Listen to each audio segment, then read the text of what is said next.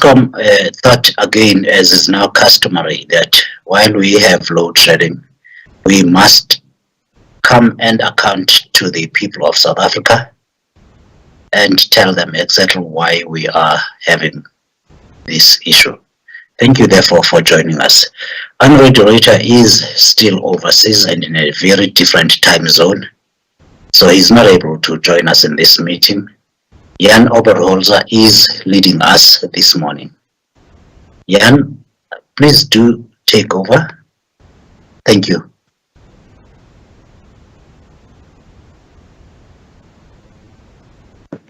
Thank you. Can I just confirm that you can see me and that I'm quite audible? Jan, I can see you. I can see you. The line is not so good. I don't. It could be from my side. I can just move a little bit closer. Can you hear me better now? That's correct. Okay. Thanks. Then I will then proceed. Thanks, Ikonati. I think good morning to all concerned and connected this morning. Now, the purpose of this morning's media session is basically to provide an update on the current generation capacity constraints. Now, as it just before 9:30 this morning, the information provided to me by the system operator is that our total unplanned availability is 15,614 megawatts, so a significant number of megawatts that is on unplanned availability. Our planned unavailability is 5,500, so in total our unavailability as of this morning was just above 21,000 megawatts, to be precise, 21,119. Now, over the weekend, this is now the weekend just passed, we usually during the lower demand period, we take the opportunity to address some defects that we do have, which we then also did on 4 of our running generators. So we took them offline to do some repairs on the defects that we had. So we always knew that this was likely then for us to require and to utilize some open cycle gas turbines even over the weekend and then also over the evening peaks. Now on Saturday, a Camden unit as well as a Majuba unit unfortunately were taken offline due to boiler tube leaks. So in general then overall on Saturday we required 5 open cycle gas turbines to support the system and keep the pump storage dam levels in check. And that is important to make sure that we don't deplete the upper dams. However, on Sunday morning we had another 4 generators that tripped, hampering our ability to replenish these dam levels. Now Kusile 4, and I must state that Kusile 4 is a non-commercial unit, was also taken off for most of the day for basically capability and commissioning tests. Now Kusile 4 has been supporting, and we're quite grateful for that, been supporting the system with about 600 megawatts during the weekdays and performing then of the necessary commissioning tests happen overnight as well as on weekends. Now, as a result, on Sunday, due to the reduced capacity we had available, we then needed to run 17 open cycle gas turbines on a Sunday in order to ensure that we keep the dam levels from deteriorating any further. Now, having done that on Sunday, by Monday morning, we had the dam levels completely replenished. And we really anticipated the return of 2,500 megawatts of generation capacity on Monday. So of the 2,500, we have successfully returned 2,000 megawatts. However, by 2 o'clock yesterday, an additional 7 generating units totaling about 3,200 megawatts had tripped, and we were relying then again on 16 open cycle gas turbines, as well as we had then to utilize the pump storage generators to support the system. Now, yesterday afternoon, at that point, it was then really clear that overnight load shedding was necessary to reduce specifically the open cycle gas turbine generation usage of diesel, as well as to conserve and to make sure that we do not use gas, to replenish our pump storage tablets. However, just before 4 o'clock yesterday, we had another unit that tripped, Medupi Unit 3 tripped, and the load losses increased then by a further 500 megawatts, resulting in complete insufficient capacity then to meet the evening peak. So a total loss at that stage, this is 4 o'clock yesterday afternoon, of 4,500 megawatts. It is hard to believe, but it is true. We therefore had to implement stage 2 load shedding at very short notice yesterday afternoon at 5 o'clock, and it's still ongoing. So we managed to supply the peak by running all 20 open cycle gas turbines, all 6 emergency generator transformers, as well, including stage 2 load shedding. So we found ourselves, as you can imagine, with 4,500 megawatts of loss in one day in a very difficult situation. Now, what has happened since yesterday? Since yesterday evening peak, we had returned 4 generators, but taken off another 2, further 2 generators, Letabo 4 and Hendrina 2, Letabo 4 because of the boiler tube leak. So we had a net effect of 800 megawatts in available capacity. So what do we expect today? We expect today another 3 units to return, so it's Kusile 2, it's Tetuka 1 and Mijuba 4. So these are all big units, so we do expect them to return today.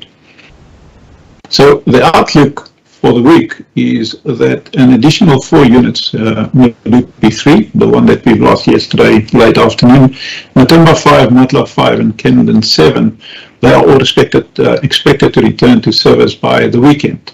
But as we all know, due to the unreliability and unpredictability of the generators, and to prevent the need for any higher stage of load shedding, we unfortunately have to inform the public that we will continue with stage 2 load shedding up until 5 o'clock on Saturday morning, the 12th of March. We again do apologize. We really do apologize for the very difficult situation we are placing the people of South Africa and the negative impact that we fully understand that we have on the economy of the country. So we really apologize for it.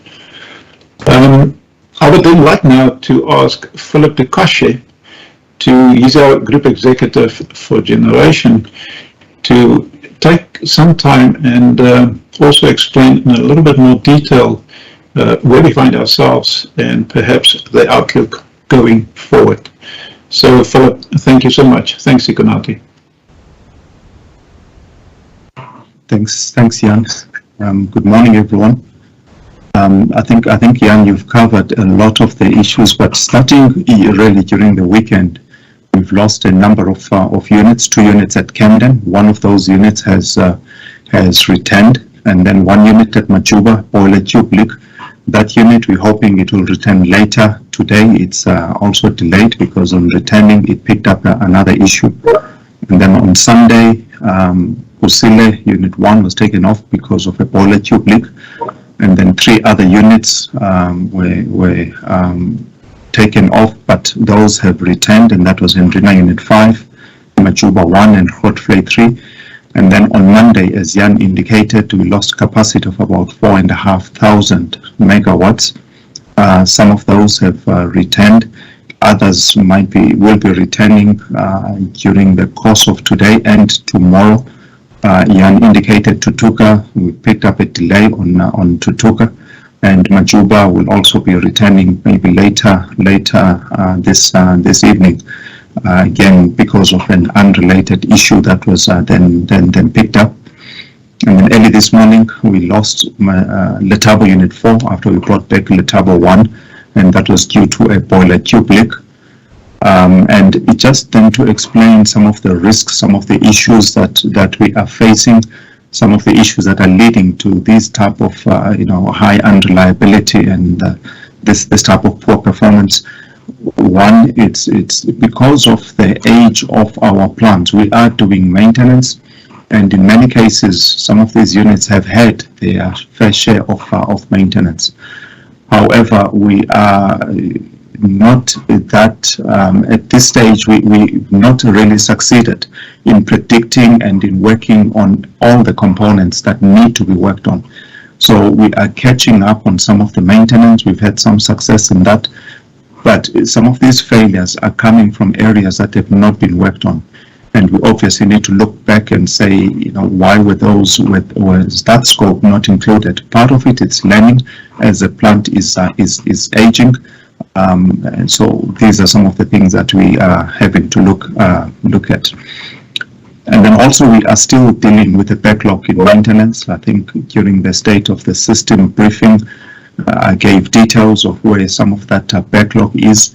That backlog is still there. It's going to take quite some time to work through, because some of these issues, they require the unit to be off for 3 months or even longer. We require to plan for that, and also we need spares, to buy spares upfront for those. So it's going to take quite some time to catch up on some of the backlog that we have. The other issue is our constrained system. So our system is constrained, and as a result, we run with units that have got a risk. We know about the risk, but we're looking for a time when we can fit that unit without impacting their ability to supply electricity. So that balancing act, it sometimes lands us in trouble, because what then happens is exactly what has happened today, in fact yesterday, where some of those risks then realize at the same time, and they hit you when you can least afford it, and although you knew about them, but you had not worked on them. So those are some of the things, and unfortunately we still have deferred some outages even now because of late funding that hit us at the beginning of the financial year. So some outages have been deferred, and that is another issue that we have to contend with. We've spoken about skills again, so some of the issues that we're facing in terms of maintenance is also related to skills. We have taken action in terms of addressing the skills shortage, and maybe later we can talk about some of the initiatives that we've got on the go. And unfortunately, we still have more failures on some of the new build stations, both Medupi and Kusile. Some failures that one would not expect at this stage of the plant, at the age of the plant. And we are doing studies now to find out exactly why are these components, why are these areas are failing more than what we should be expecting for a new plant. So there we still not quite where we should be. So Kusile, for instance, at the moment we are not running any of the commercial units. There are 3 of them. 1 unit is on a boiler tube leak, 1 unit is on an outage, and then the 3rd unit is a unit that we are hoping to bring back later today. But again, these component failures are really hitting us, and we are looking at that. So that is where we are. Those are some of the reasons why we are where we should be. It's having an impact on the performance of Eskom. It's having an impact on our ability to supply electricity to the country. Thanks, Jan. I think I'll stop there.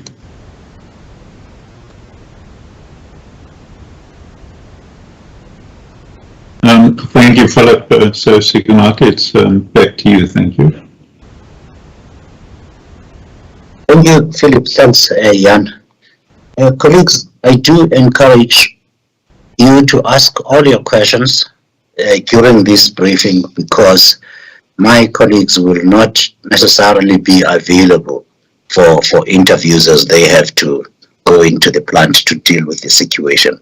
So please write down all your questions. I shall start reading those that I have already. The first one comes from Miriam Issa of EE Business Intelligence. There seem to be a very high number of units tripping simultaneously, an unusually high number. What is the reason for this? Are you struggling to do plant maintenance, and does negligence, skills shortage, or possible sabotage play any role in this? Before you answer that, Philip, let's deal with Terence Creamer's question as well. Does the rise in diesel costs increase the load shedding risk for financial 2022 and 2023? Does Eskom have any strategy to mitigate the sharp rise in diesel prices? What is the projected cost of OCGT production in rand per kilowatt hour at diesel? I'm trying to find the rest of your message, Terence. Okay, let's deal with the first question, please, Jan and Philip. Mariam's question. So maybe I can take that one. I think I've outlined some of the reasons for the high unreliability, the backlog in maintenance, the issue of skills, and the risks that we are constantly running with. I think those are some of the issues that we result in us finding ourselves where we are. In terms of sabotage, no, we have not identified any sabotage at this stage, and in terms of whether there is negligence or not. So for each trip and for each incident, we go back and we look at, what could we have done better, what could we have addressed differently.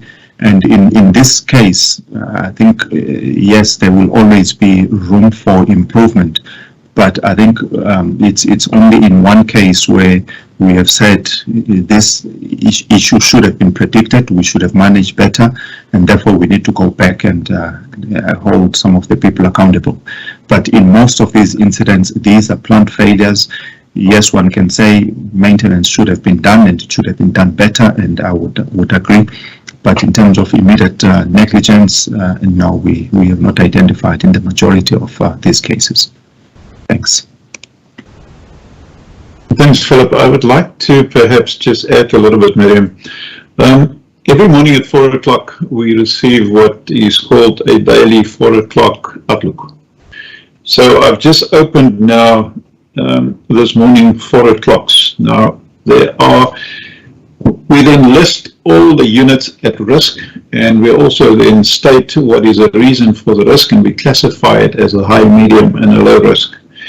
Now, just this morning, and it builds on what Philip has said, we have 17 units, 17 units out of the 80 that we have in total, and some of them are out on planned maintenance, that is running with some kind of a risk. So it is a total of 8,700 megawatts that is at risk. Now, if we then break it down to high, low, and medium, we have, as we speak, about just under 2,000 megawatts of high-risk units running at high risk that we can lose at any time. So that explains in a way for us the unreliability and unpredictability of the system, and because we haven't had the opportunity yet to do the maintenance and then also to, admittedly, to do it properly. So we're still finding ourselves in a very difficult situation and a very tight situation. And, leading up to yesterday, we had a good run. And then just all of a sudden, things happened yesterday, 4,500 megawatts in one day. And what I can say also is yesterday at 5:15, we had a detailed debriefing per unit, going through the reasons why did we have the trip.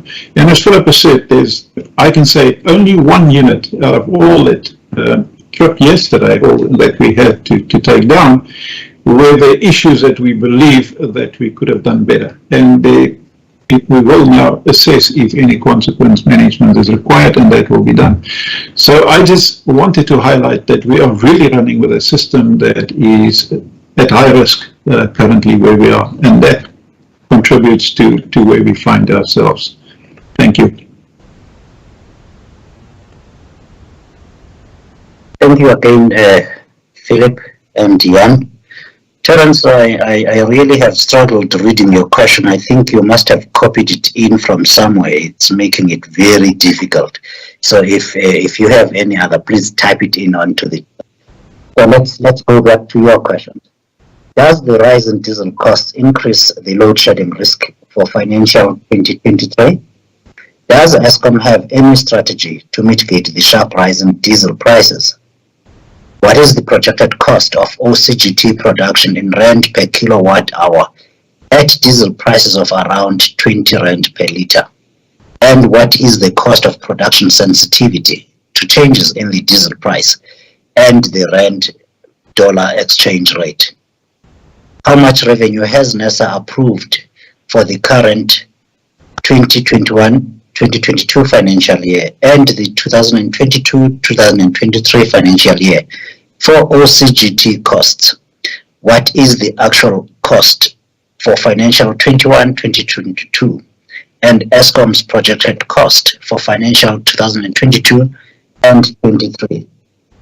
Terence, immediately I must tell you that the Chief Financial Officer is addressing the International Women's Day event that Eskom is holding amongst its employees. So he is not in this particular meeting. I will ask both Jan and Philip to do what they can in answering your questions, and we will then go and find the finance department to respond to the rest on an email to yourself. I hope that is okay. Oh, Caleb is here. Thank you. Caleb, thank you. Please do take the question. Switch on your video. Thank you. Can I proceed? Apologies. Thank you, Sekonati. Thanks, Terence. So I was addressing, I've just excused myself to join the media conference. Terence, just on average, historically, NERSA has awarded about a 1% load factor for diesel costs, which generally equated to about a 1 billion rand allowance in the past. And that's what we've got for this financial year, FY22. Obviously, as we've indicated, based on the usage this financial year, we would are projecting to spend in the region of around, I think, just under 6 billion rand for diesel for the Eskom plants. But you also need to add the IPP costs for Avon and Dedisa.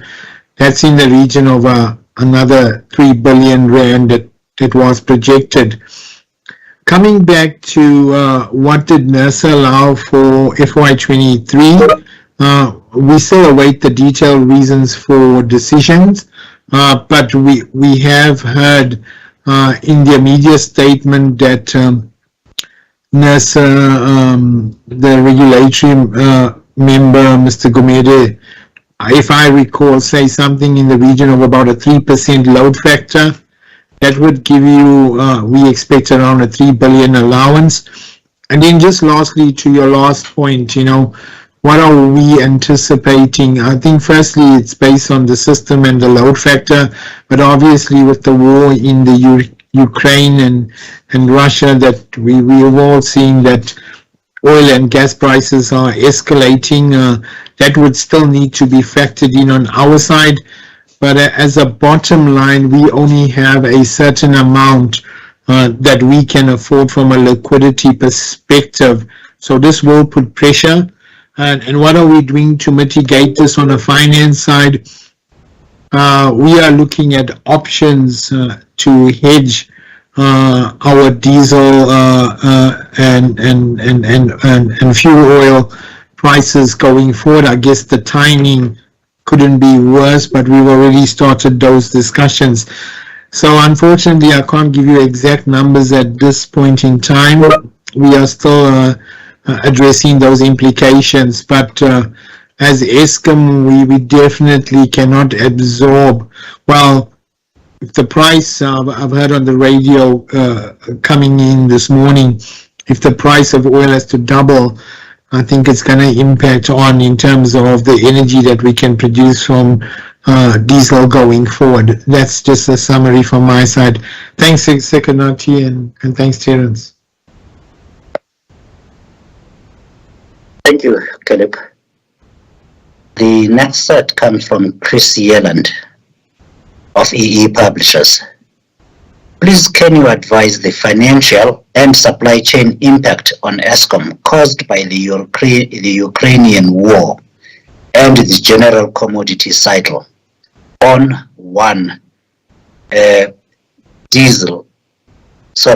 coal supply cost, 2, diesel supply cost, and 3, nuclear fuel supply cost. Jan, can you handle this? I know Ridwan is holding a meeting with staff in Cape Town. Good, thanks, Sekonati. So Chris is giving me the easy questions. Chris, we are currently evaluating the impact on what is happening in the Eastern Europe, and Russia, Ukraine, and Russia. We are cognizant of the fact that prices are escalating quite rapidly and drastically. We had a discussion last night on just the cost, the rand per ton on coal. So we are quantifying and we are looking at actively on exactly what the most likely impact will be. So to quantify it at this point in time, we don't have it. So we're in the process doing that, and I trust that we will have it available soon. But we are really concerned on what the impact of the war up there will have on our operations down here in South Africa. Thanks. Thank you, Jan. The Chief Nuclear Officer, Ridwan Bakadin, is also here. Ridwan, can you add to that question? Do we have any direct suppliers coming out of Russia or Ukraine for our Koeberg power station?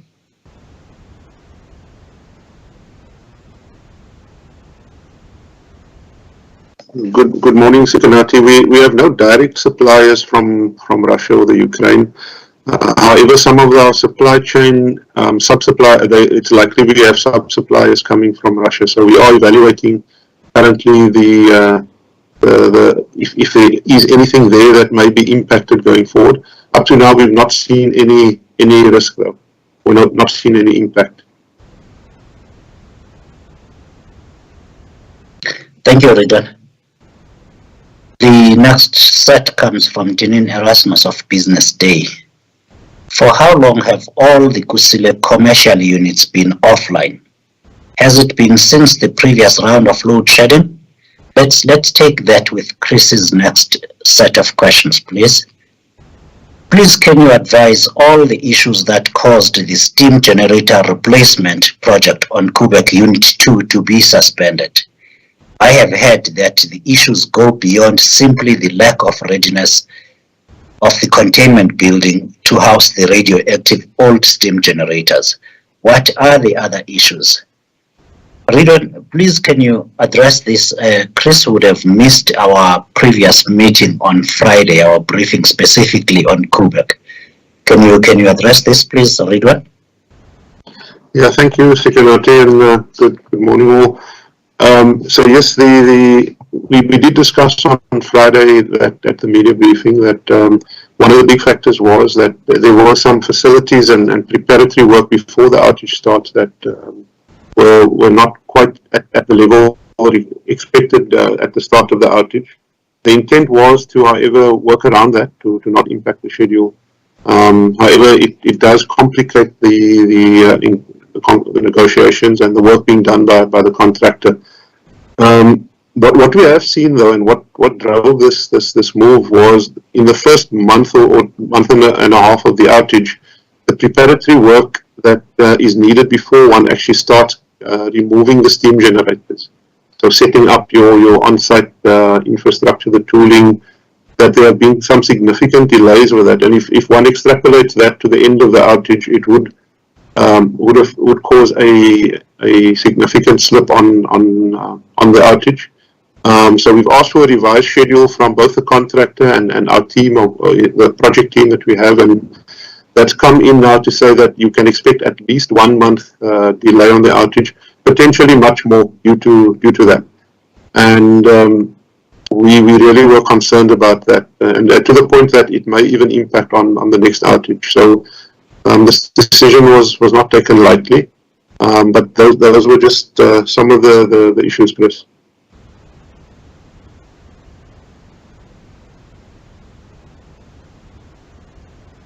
Thank you, Ridwan. Philip Dugashe, please answer the question on Koeberg. For how long have all the commercial units been offline? Has it been since the previous round of load shedding?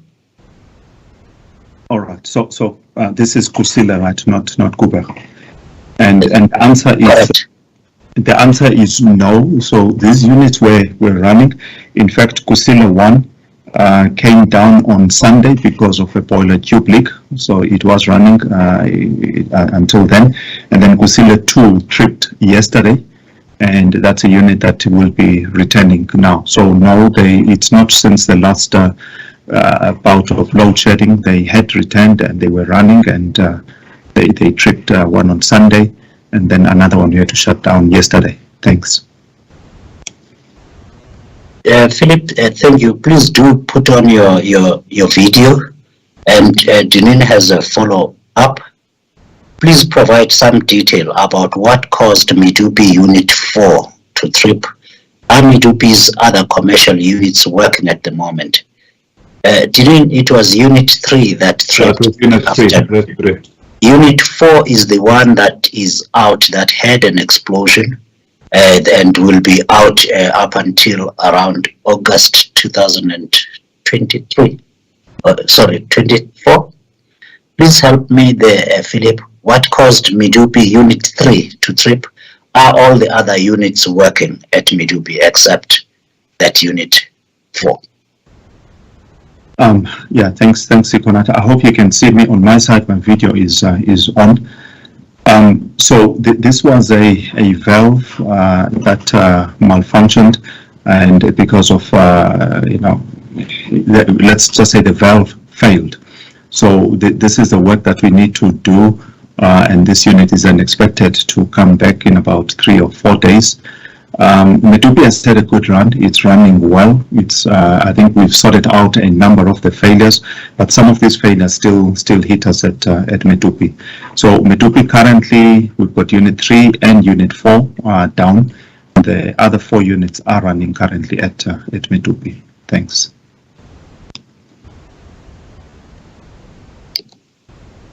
Thank you, Philip. The next question comes from Miles. I'm really not going to try pronounce your surname, from my broadband. Mr. Dugashe mentioned that Eskom was aware of at-risk generation units in the country. Please, could you provide details on which units these are and what their generation capacity is? Philip?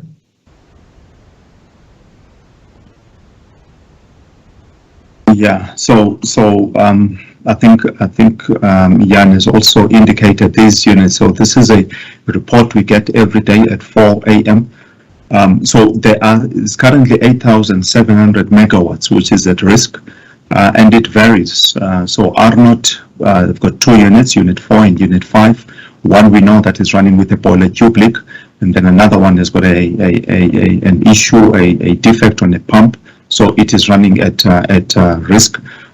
Dover, Unit 4, we've got a leak on a FRF. It's fire-resistant fluid that is used on the center line on the turbine. So that is at Dover, it's 575 megawatts. So we can provide this list. It goes down. There's units at Majuba. There's units at Kendall that are running with risk, and again, it's plant issues that we know of, but we're looking for waiting for an opportunity so that we can address those. So this is a list that we can actually publish. So I really would not just like to go through all of it, but we can make it available immediately after this.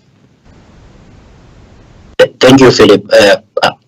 I wish you can just add there that a lot of the time there will be some fault or another on a unit, but which can still run at a certain capacity, not necessarily full capacity.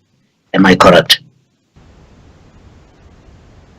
Yes, Sekonati, you are correct. So some of the units would increase what we call partial load losses. So they take away some of the capacity, but it's still preferable to run those units because we are benefiting from the megawatts that are there.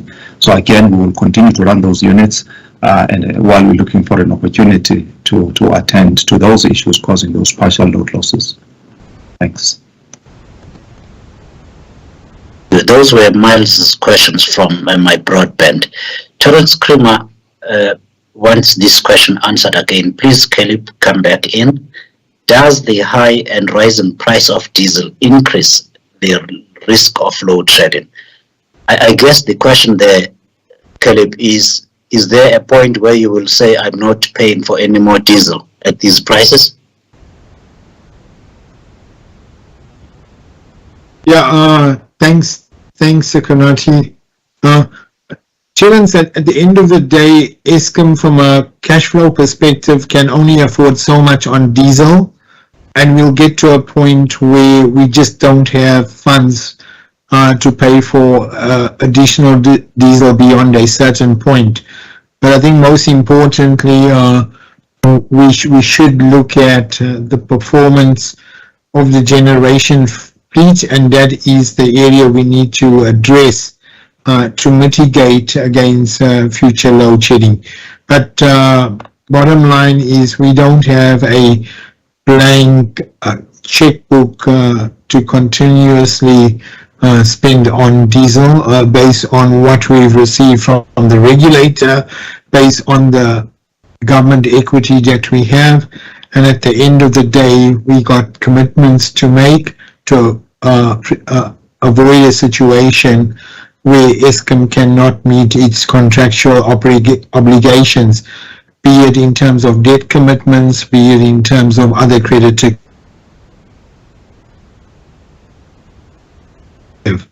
Thanks. Thank you, Caleb. Jan, you wish to add some comment on this? Yeah, I'd just like, thank you, to add what Caleb has said. Up until now, Terence, we haven't load shed to save any diesel. So I want to make that very clear. This is not contradicting what the CFO said at all, but I'd just like to make it very clear. Up until now, we haven't implemented any load shedding to save any diesel costs. So it is about to all the time monitor your levels, your emergency levels. So that is water as well as diesel. But because we talk about diesel, it's to really monitor your diesel tank levels, and then to also have a good understanding of your logistics when you are utilizing your emergencies, diesel specifically, extensively.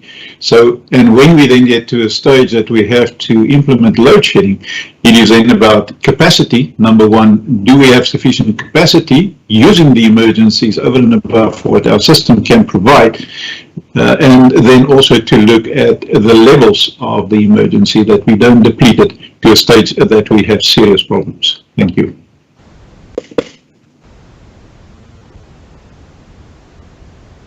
Thank you, Jan. The next question again comes from Chris Yelland, and it is for yourself, Ridwan and Jan Oberhoza.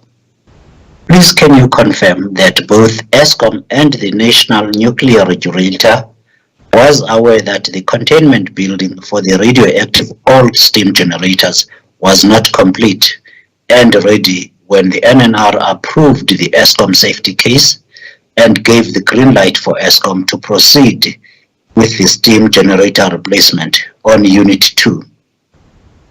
Ridwan? Yeah, thank you, Sekonati. I can confirm we got the approval. There were some conditions in the approval. So Eskom and the NNR were well aware of the condition and the readiness of that building, the storage building for the original steam generators when they get removed. And one of the conditions was, and it's a hold point, and they have a number of hold points in the approval, one of the whole points was to before proceeding beyond a certain point on the steam generator replacement project, to confirm the building was ready. So we've actually progressed that building quite significantly. Even the COO has been involved in engaging with some of the suppliers on that, and we pulled that schedule back quite well. So today it's actually become less of an issue. We need to keep working on it because we now need to finish. That will be done in the next week or so with that building, and it will be required when the job proceeds, when we remove the steam generators in the next outage, which starts in a few months' time. And we also need to do the same and build another building for the second unit. So yes, it was well understood at the time when we received the approval from the NNR, and the conditions were quite clear around what needed to be done in terms of the steam generator replacement and the readiness of that building. Thank you, Sikanati. Thanks, Ridwan. We have from Narisa Subramani of the Citizen newspaper the next set of questions. Please clarify if the repairs being done on the old stations are maintenance or plant life extension. I would suppose you are talking about all the power stations other than the nuclear power station, Narisa, and the answer would be that's maintenance. What contingencies are in place if the NNR doesn't grant the plant extension license for Koeberg in time? Confirm if the containment facility for Koeberg is ready for the plant maintenance next year. That's Narisa. Do you want to come back, please, Ridwan, and give a direct answer, perhaps to contingencies with regards to the plant extension license and when that containment building will be ready? Yeah, certainly, Sikanati. So the work being done during the outage for Koeberg anyway is specifically, it's both maintenance and life extension work. So in addition to the steam generator replacement, which we've now spoken about extensively, there are a number of other projects continuing in the outage which relates to plant life extension. So we're replacing the actor pressure vessel head. That work is still proceeding during the outage. But there's also a lot of maintenance, which is normal maintenance, and some of that maintenance is also linked to plant life extension. So that work proceeds, and we, as I've mentioned, we will be submitting our safety reports to the nuclear regulator by the middle of this year. The contingencies, we've raised the risk within Eskom. Should there be any delays on the life extension for Koeberg, and that is being managed in accordance with our risk management program within Eskom to ensure that there are contingencies in place, so additional capacity at that time should there be any delays, which we see as being very small risk. And then just the facility for the steam generators, when they come out of the plant, it's nearly ready for the first set of steam generators. So and the second building will start construction as soon as the first one's done in the next month or so. So it's taken, the actual construction has taken about 4 months. So we envisage that the first building will be needed by early next year, and the second building by towards the end of 2023. So we're well on track for that now. Thank you, Sikana. Thank you, Ridwan. I hope that clarifies your questions, Narisa. Philip Tugashe, please can you answer the question about the repairs being done on the old power stations? Are these maintenance or are these life extension? Thanks, Sikonati. We are not doing any life extensions on our plants. So the plants that all of our plants actually, we're just doing maintenance. But I wanted to come in here because I think we need to clarify and address something which may not be obvious. So we have a plan in Eskom that says when each station will be shut down. So we maintain our plants in accordance with that plan. So if a station, for instance, is going to be shut down in 3 years or 4 years, or 5 years, then one would not necessarily buy expensive components to be able to refurbish that station or that unit.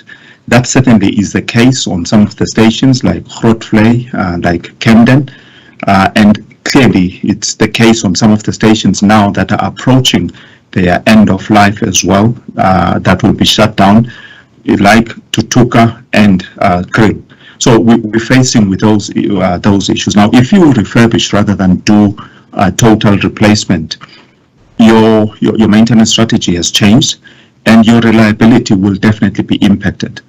So if one has to chase higher reliability, then you change everything. That's what you would do. You change everything, you bring in something new. It's going to cost quite a lot more, but then you will get the reliability there, much higher reliability. So as the plant age, as they approach their end of life, one would not expect that you're going to do a total changeover and install new components. So those are some of the dynamics that we are sitting with. It has to be a balance between the money that you have and the money that you can spend on a plant that is about to be shut down. The second thing that I want to make as well, I think we have been saying as Eskom, and I need to reinforce this, we need additional capacity in the country. That capacity is desperately needed. Every time there is load shedding, it's we look at Eskom, and it should be because we are the bulk supplier of electricity. But we have been saying now consistently for a number of years, or at least months, that we need between 4,000 and 6,000 megawatts of additional capacity in the country. Without that, it will be impossible to say that we're going to have a reliable system, because we need, as we indicated, we're running with 8,700 megawatts of risk on our system. The right thing to do would be to shut down those units, do the maintenance, because they are going to trip and they're going to embarrass us at a time that we do not expect. So the right thing to do would be to shut them down and attend to the maintenance so that we can have more reliable units. But we can't, because we know if we shut them down, then we're going to increase even the stage of load shedding.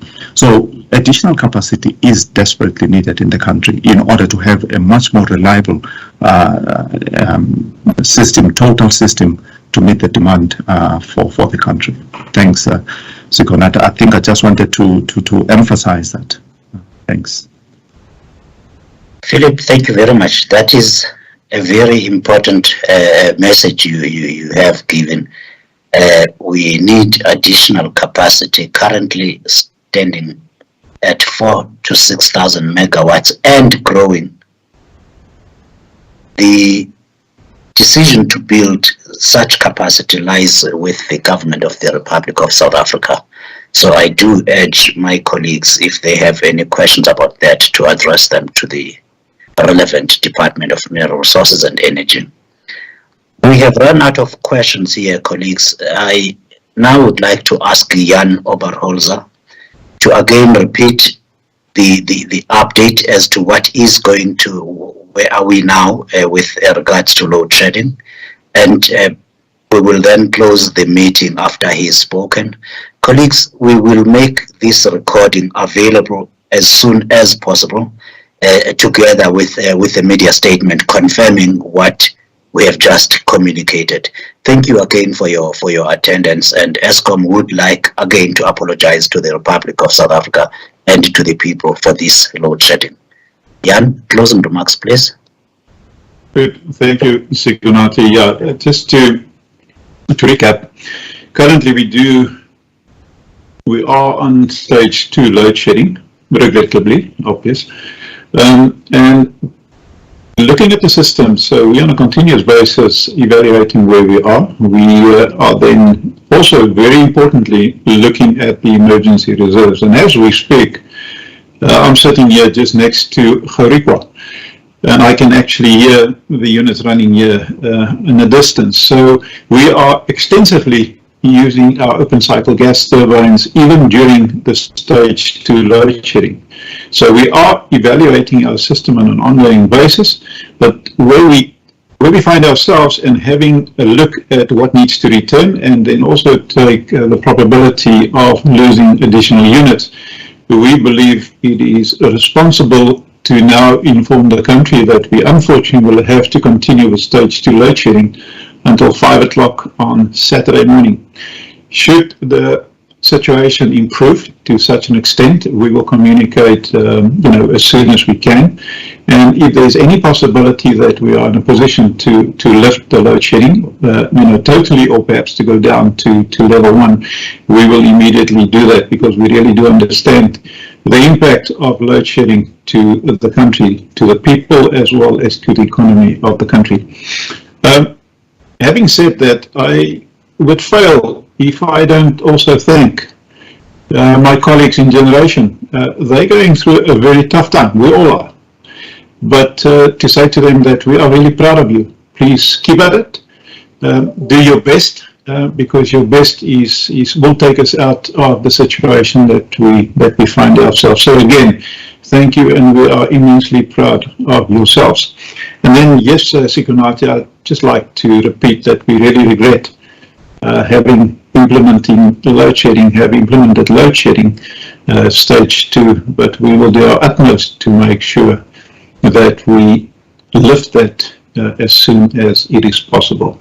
And again, thank you for everybody's time today, listening to Philip and myself and Ridwan and Caleb and Sikonati. So thank you for that.